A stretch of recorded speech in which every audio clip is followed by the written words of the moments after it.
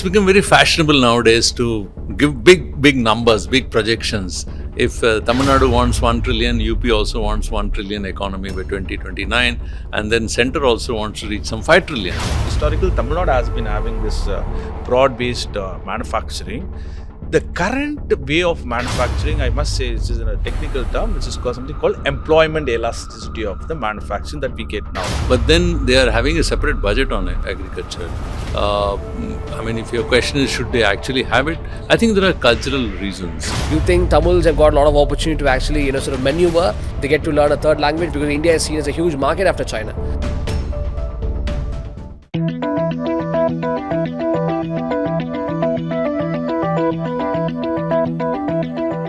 Hello and welcome. I'm Srinivasan. This is Talking Sense with Srini. We're discussing the state of the economy in Tamil Nadu as the Finance Minister of the state, Thangam Thennarasu, presented the budget for FY 25-26. And joining me to discuss more is our Editor-in-Chief, Mr. Srinivasan, and along with him is also a very special guest, is the Economist and Professor at Madras Institute of Developmental Studies, Mr. Kalaiyarasan. Gentlemen, thank you very much. Yeah, hi. Pleasure having me here. Yeah, thank you, Vijay. Yeah.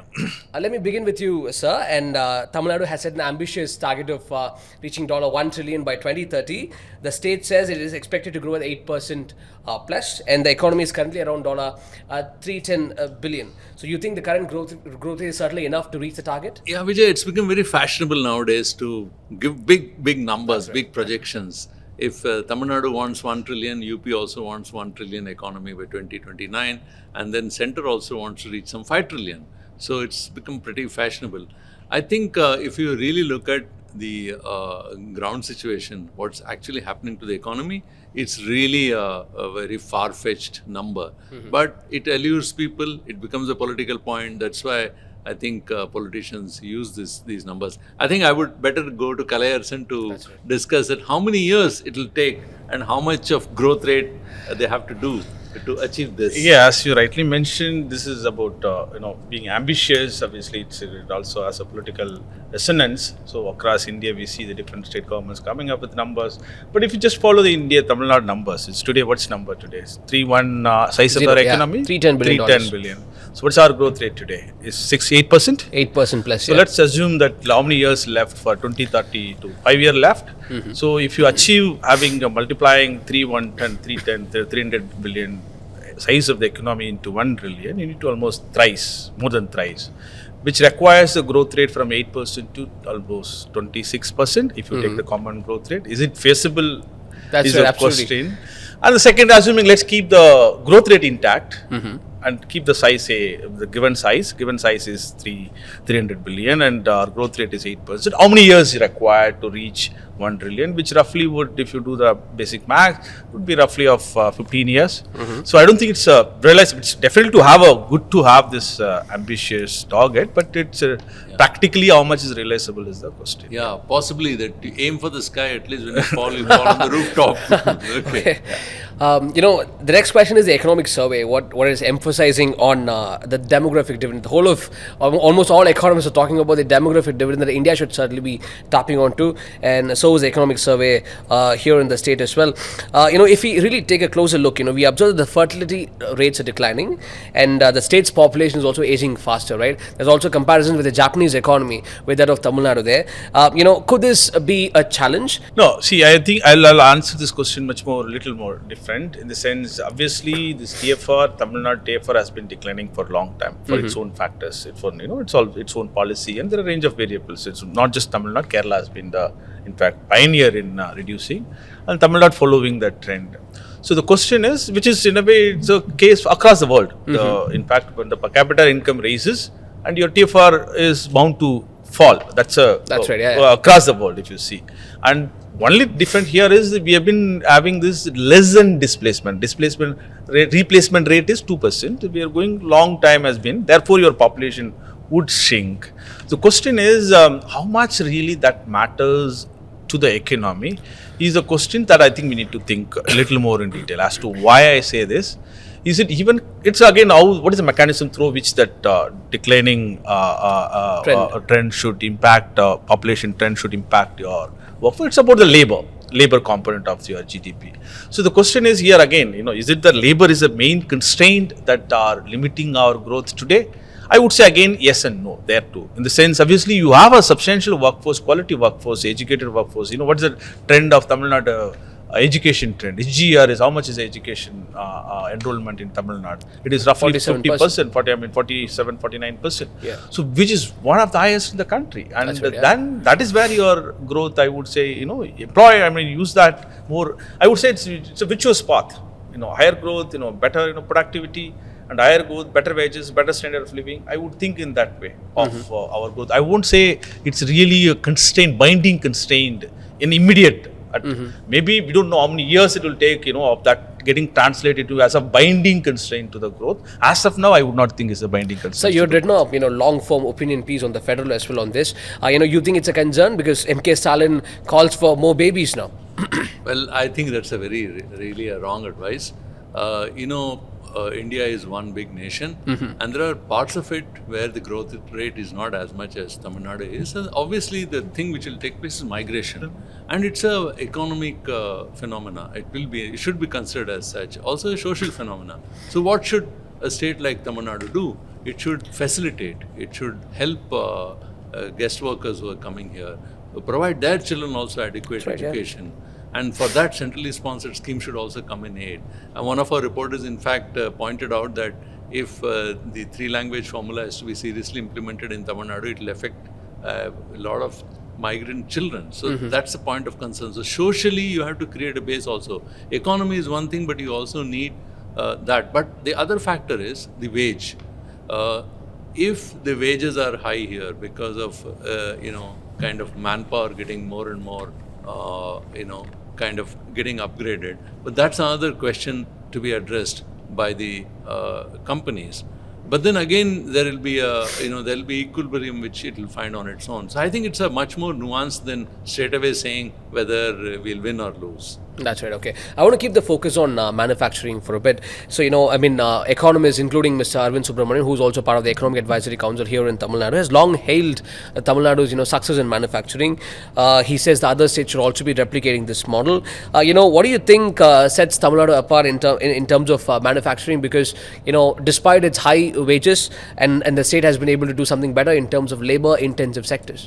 No, again, it's a very long history of this having a manufacturing in Tamil Nadu. Again, I would say it's a two parallel track you can see in the industrial growth in Tamil Nadu, particularly manufacturing. One is you will always add a high-end manufacturing, even if a longer period, if you take the Nervian planning of the heavy industrialization, will always add high-end industrialization. Post-90s, you see automobiles and other sectors which you think of high-end manufacturing.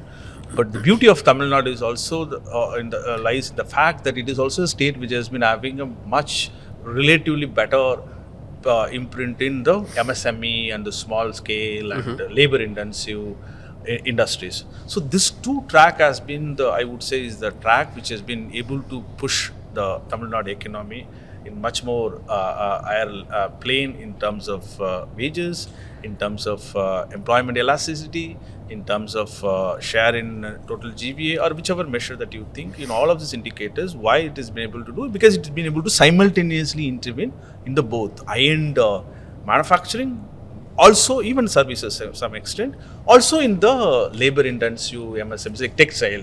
See, Tamil Nadu is the only state, again, you see of in terms of macro level picture, is a state which has a highest number of clusters which are widely spread out in the state, from Tirupur, from Hosur, this side, in each area, except in the eastern part, which is an agrarian belt. Except that belt, you will see the widely spread out industries. I think that is, I would say, is a success of the relative success of the state, having very inclusive growth, particularly with the labor-intensive component, which generates enough jobs and observes. That also partly to do with the kind of development that we see for the last many years.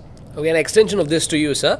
The state's secondary sector, the economic survey says, contributed 33.37 to the gross state value added, which is a strong indicator of the state's manufacturing strength there.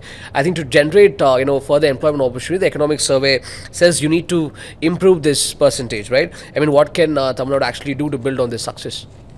Yeah, like Kalaiyarasan pointed out, that we have made these successes, and historically, if you see, there are a lot of things going well for Tamil Nadu. Like we are, I think, about 17% of all industries in India. If you have to take overall, it is in Tamil Nadu.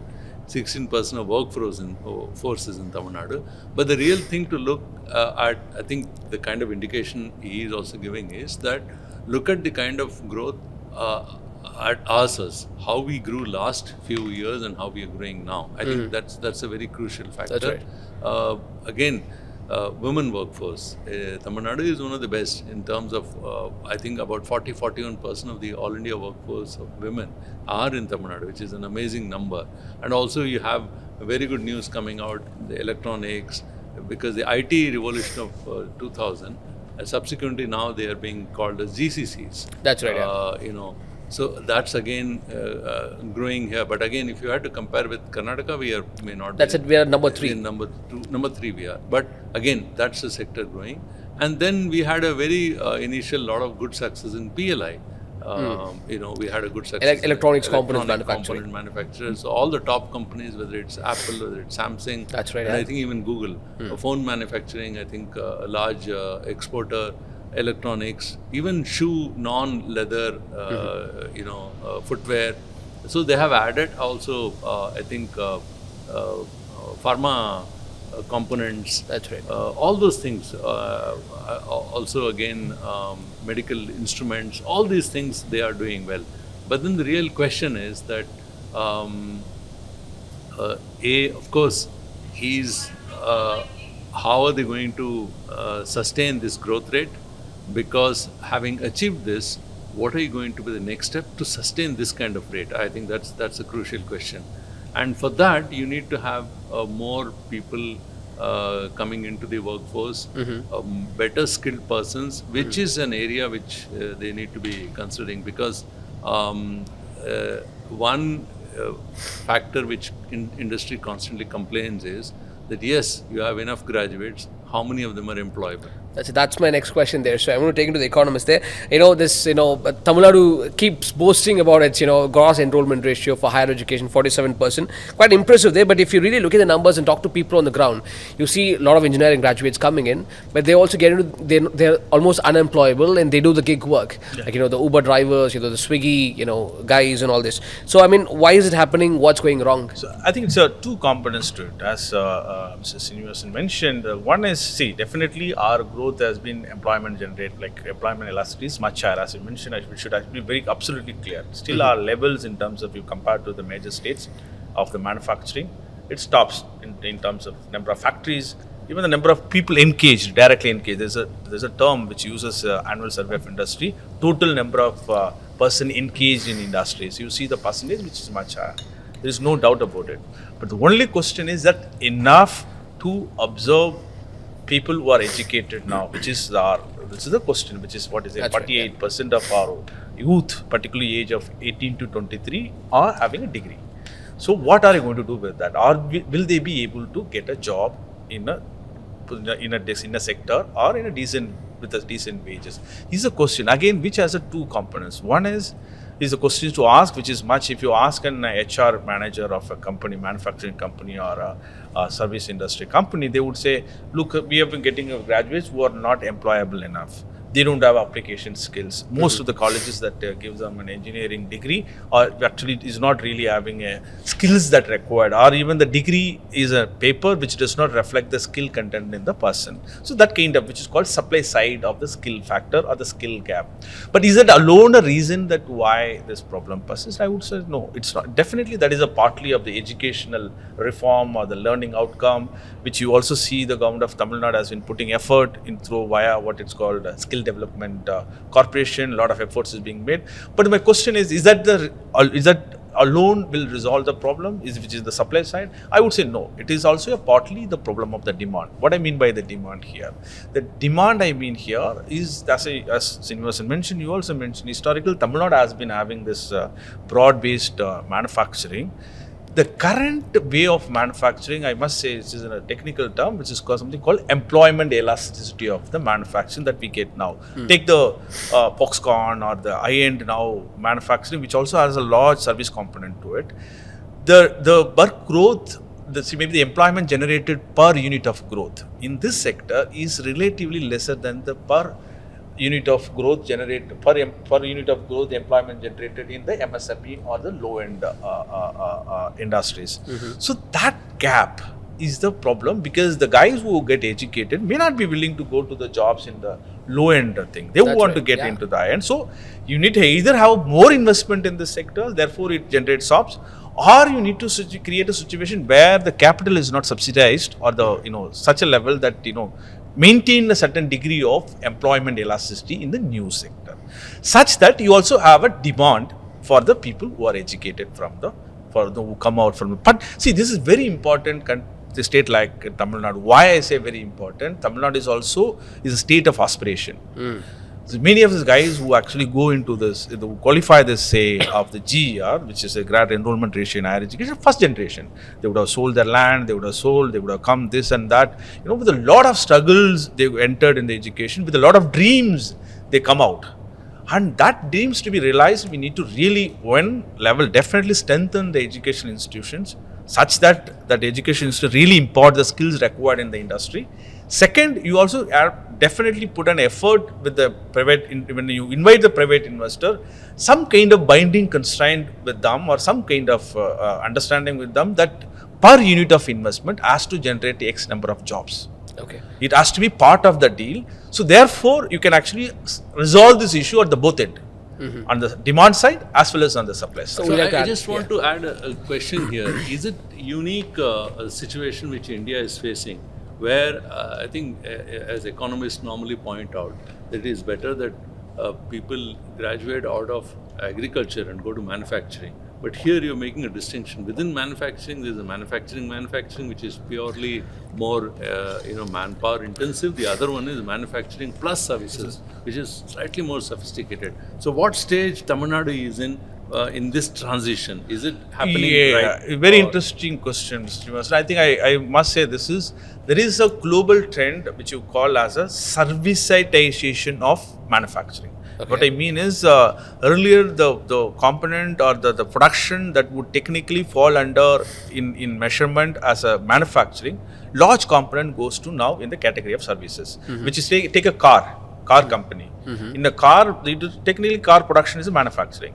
but the set of components, software embedded there in the car, part of the software component would actually fall under the service. So in each actually high-end manufacturing, you will find large component which would otherwise have been in the manufacturing is in the service, which is that what you call as a technical or technological change that is taking place in the manufacturing, which is outcome of that. This is a global trend. That's right. But what is specific to India, one, and what is specific to Tamil Nadu? What is specific to India is the broad, not India in particular, and also there's some difference with the Tamil Nadu. The specific to India is India actually never had that kind of manufacturing as any other country had in the south, in the global south. Even in the global south, forget about global north, which is say America, the Europe. Even take the China. China had roughly 40% of its share coming from the manufacturing. In fact, China and India's per capita income was similar. It's just because of the manufacturing China could achieve. But India has never been of more than 15%, 16% at best, even its peak time, of its GDP coming from manufacturing. But in that situation, India actually bypassed that manufacturing route to directly service IT industries. But Tamil Nadu is relatively different in this scenario, in the sense Tamil Nadu was able to do a degree of intervention, degree of manufacturing, which I mentioned of the broad-based, cluster-based manufacturing with the labor-intensive. And also in the addition to this high-end manufacturing, automobile, the mobile, EV, and cars, the range of things. In that, the situation was, say, last 30 years of the state, if you carefully look at, the high-end manufacturing was something integrated in the low-end manufacturing. There was simultaneous track, I would say. There was some kind of learning was taking place, some kind of integration was taking place, which economists call as a forward-backward linkages of when the new cluster coming. Say, take the Hyundai. Hyundai comes into the high-end manufacturing, but the Hyundai is only sells to the only of the components. It sources all components from in its own. No, it actually has a multiple connection around that, which even the small companies, small sectors were. But my question is that is taking place now? My reading is, which is a pretty early to say. My intuition, again, I don't have evidence. My intuition is the new kind of investment that coming in Tamil Nadu is not able to make that kind of integration That's right. that you used to have, which has enormous implications for the employment generation. That's right, yeah. Okay, so I wanted to take this to Srinivasan sir next. Sir, we had the budget presentation today. We're going to have an agriculture budget presentation tomorrow. I mean, we talked about services, manufacturing. Tamil Nadu's economy, services contributes a lot, and second is the manufacturing. Agriculture is roughly about 6%, close to 10% maybe. And you really think that we need an agriculture budget there? No, certainly in Tamil Nadu's economy, the share of agriculture is going down. Which they need to look into it, but then they are having a separate budget on agriculture. I mean, if your question is should they actually have it, Exactly. I think there are cultural reasons. Agriculture is been a bedrock of the state. Agriculture is still very celebrated. What do you find? Pongal is an agriculture kind of celebration, which is the biggest one here. So people can't imagine giving up agriculture like this. In fact, you will find cities emptied out, people go back to their roots, celebrate and then come back. So agriculture is very much part of beyond economy, also a cultural, social issue here. Tamil Nadu is very much ingrained in that. But now coming exactly to the point, is agriculture is the same as it used to be? I think he would be better placed to explain that. But I have a suspicion that even agriculture here has kind of transition. There have been more value-added products which the state agriculture has moved into. One indication which I thought is a very interesting anecdote. When the farmers were very upset in Tamil Nadu because they were not getting their, after a flood and, a drought, they didn't have enough money to do the next year's agriculture. So they went to Delhi, protested on the streets, saying that the center should help them. The waiver of farm loans, Chantan Patta protest. And some of them even streaked and on the North Block and all. They did all kinds of things, but nobody took notice. But then 2 years, 3 years later down the line, when the farmers of Punjab and Haryana were protesting on the borders, Tamil Nadu farmers only gave them a kind of a support, but they did not go there and protest in the same way as they did earlier. I suspect that many of them have quickly learned their lessons and gone into more value added. Right. For instance, I think, one little example I'll say, for instance, export of eggs from Namakkal, it's one of the highest. If you have to see the milk products, say paneer, it's the largest producer here. And then other horticulture. And Salem is high in Sabudana, they say. Yeah, horticulture, or even if you say floriculture, I think many such things are beginning to contribute now. That's right. Economic survey too had pointed about that. Would you like to add something? Yeah. So here, this agriculture, as Professor Srinivasan mentioned, definitely value added is one aspect. If you take historically the productivity of the yield per acre, either you take the rice or groundnut, oil seeds, sugar cane, Tamil Nadu has been doing good for a long time. And for reasons of its own, of the geographical conditions, state interventions, other aspects, all that definitely played out. And also it's a kind of economy that, it's all market-driven economy here. It's a value-added in this. It's all very much dependent. I'm talking about even the cultivation in the aspect. Of course, there are other sectors within agriculture, the primary sector, which is livestock and other fishing, all that. We're not talking that here. Even if you take the cultivation alone.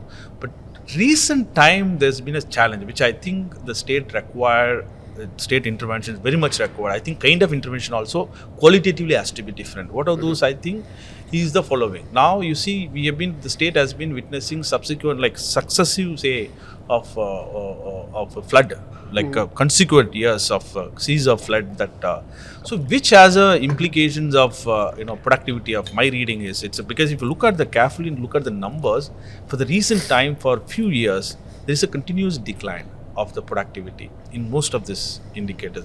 But if level is still better compared to most of the states, which is of the history. But what is this decline is something we need to carefully, I think, is it because of the flood? Is there any other factors that is contributing? That is one aspect with respect to agriculture. The second aspect, which is also connected to the larger political economy of the state, which is Tamil Nadu agriculture share in the total income has been declining, which is when the economy grows, obviously agriculture share would come down. But one important variable we need to factor in along with that is whether the employment share is also declining. In the sense, if the people are very less, few people, very, say, the agricultural income is falling, that means the people who are participating in agriculture should get the jobs in outside of the agriculture. If they still remain in agriculture, stuck in the agriculture, but its share has been declining, that is the source of the problem. So that means you need to create more jobs outside of agriculture in order to employ the people who are willing to leave the agriculture to be employed. So that is required in a double, one level, either you should ensure productivity of agriculture much better, therefore those who are dependent on agriculture, they are well off, their income is actually par with the people who are in the urban, who are in the industry, or you ensure a situation, what you call dignified transition, people are willing to live, they get a better job in the market. So which is actually, the intervention has to be simultaneous intervention. Get the fix agriculture. I would say the one more variable you need to fix, talked about here, particularly in the climate change issue, we need to think of something called climate resilient seeds. Because many of this flood actually if one flood comes, the entire that crop, that year of farmers' income is gone. So on the compensation that comes or the insurance coverage is not fully sure that guaranteed that the farmer should get, unless there is some kind of mechanism, which is the supply side and also the post-harvest intervention one level, and also the input itself of the something we need to think which is specific to the region. I think that is where I would say the importance of the agriculture budget. So one last question there for you, and there's the center and the states are slamming against each other over the national education policy, the 3-language policy there. What's your perspective from an economic perspective? You think Tamils have got a lot of opportunity to actually sort of maneuver? They get to learn a third language because India is seen as a huge market after China for a lot of businesses abroad. No, see, it is political in nature. I would actually answer this question as far as the economic is concerned. That's right, yeah. I would say it's definitely having an English would definitely benefited for the state. Definitely benefited of having English. Okay. If you follow of the GCC, IT, all of these industries. So, wish to learn other languages. Obviously, in fact, I know now basics of French. I also have a basics in Spanish. Okay. But although I can't speak fluently in both languages, so now I can claim at least. But I also know bits of Hindi too. So I don't know whether how much this is actually a real issue directly connecting. I think it's more in the political nature, I would say. I'm not sure how much is connected to the economic at this point in time. Yeah. Okay. So would you like to add something on this? Yeah, certainly. I think it's a very hot button issue right now between the state and the center. And we've been back and forth, things are going. But, here I would like to say, if because there are a lot of competitive politics also which has crept in. So, for instance, Parnivel Tyagarajan, the former finance minister of the state, made a statement yesterday when he was at the newspaper. What he says is out of 1 rupee, what is transferred as grants and scheme is 2 rupees 90 paisa to Uttar Pradesh. Whereas for 1 rupee, what Tamil Nadu gets, this 2 rupees 90 paisa for UP was in 2014, and currently it is 4.35 in 2024, which means for 1 rupee which Tamil Nadu was getting, earlier they were getting 290, for 1 rupee what in taxes, total taxes in the divisible pool, what Tamil Nadu gets, 4.35 is what. So basically what he's trying to say is we are actually getting less, and this number is reducing. Now, why this question he's raising? Because the whole debate of language and everything is surrounding around population. But the question he's raising is that even their overall income is not raising. And if you look at per capita GDP, per capita income, even that is not. So he says in per capita income, we are actually twice. Whereas if you take a state like Bihar, it is half. So these kind of numbers are being thrown back and forth. Obviously, the direction of all this is to point out to the center that grant in aid and the centrally sponsored scheme, which the state should get legitimately, they are not getting. I think that is what they are trying to arrive at by giving all these numbers. And even the budget, which was presented by the finance minister, state finance minister today, says that one important figure he gives is very significant. He says that if you had to look at what was due to state and wasn't given, it totals up to about 45,000 crores, which could be, if you had to compare, is states 44% of the state's fiscal deficit. I think That's right, see at one level it's very interesting that the political tutu meme has gone beyond. That's right. And people are actually ministers and others are discussing economy and these issues. But hopefully it will end in a far more positive manner. So you want to add Something. I think we need to also bring this, as Mr. Srinivasan rightly mentioned, but we can also contextualize this, particularly the question of fiscal transfer. See, the fiscal transfer, the main contention again is there are two component to it. One is what is something called divisible pool, which is legitimately the center collects certain shares which are shareable to the states, and there is a constitutional entity to do that job, which is the Finance Commission, which has a certain formula. So now the problem arises, most of the states, particularly the southern states, are upset not only with the divisive formula, which is legitimately, obviously they're being penalized for certain reasons, particularly because certain criteria used in the Finance Commission, particularly of the per capita income differences, inequality and other aspect. It's not really population there. It's not really population factor, which is a major driver of that problem of lesser share for Tamil Nadu in the divisive pool. But problem for Tamil Nadu, or the most of the states actually concerned, is not about the divisive. It's a non-divisive, which is like a cess, which collects the center is not collecting the cess, which is growing of the center share in that, which is not shareable to the states. On top of that, that money is also going to in the form of schemes and other forms to the different states, which is what the concern of. See, since make everything as a constitutionally transparent manner, which is the Finance Commission as an entity, there that should be the platform or the site for the contestation or a debate. Even if there is a contestation that the states are not getting its due share, that's a constitutional empowered mechanism. So now the concern of the certain states is why are you actually doing this non-shareable cess and the other forms of discrete or other forms of money that is being. So on top of that, you also have a problem of what you call centrally sponsored scheme as say there is something called state list and central list in terms of the operation of the government. In the sense, education is the concurrent list now. Health is largely the central state list, and certainly legitimately of the state list. In those areas, the center as government has been putting money or designing the scheme.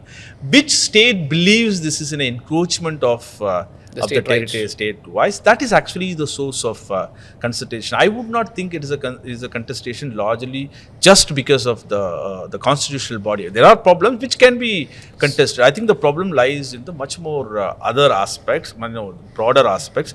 Perhaps that actually generates this anxiety and the contestation of the certain states and pressurizing that. Thank you very much. Well, that's a wrap of this edition of Talking Sense with Srini. Gentlemen, thank you very much. Very insightful talking to both of you. Thank you.